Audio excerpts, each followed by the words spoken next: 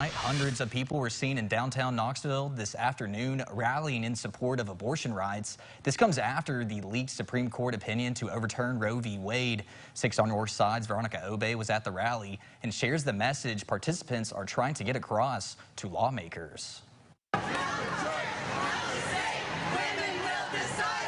Hundreds of people took to the downtown streets of Knoxville their support of abortion rights following the leaked Supreme Court draft decision to overturn Roe v. Wade. If Roe v.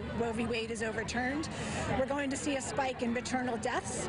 We're going to see the health of people who can get pregnant at risk because of this law.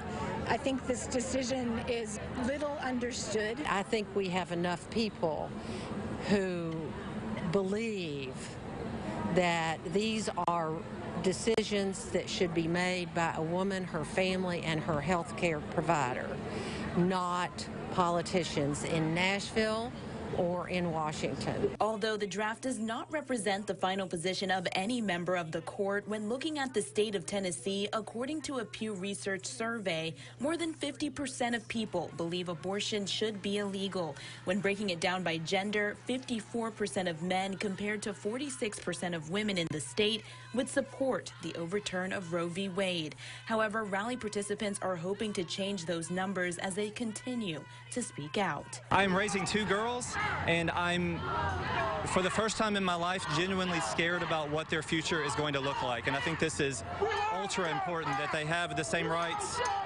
that everybody has had for the past, 50 years. I think everybody should be treated good. You aren't the boss of my body.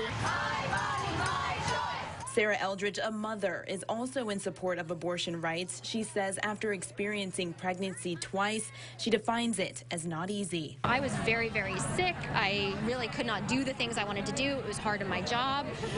And so it's really important to me that we not go backwards, that my daughters not lose the rights to control their own bodies. Her story, along with many others, are being shared to keep what has been in place since 1973.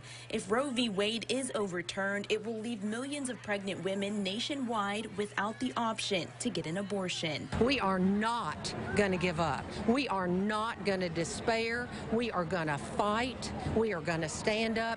You cannot stop women. Reporting in Knoxville, Veronica Obey, WATE 6 on your side.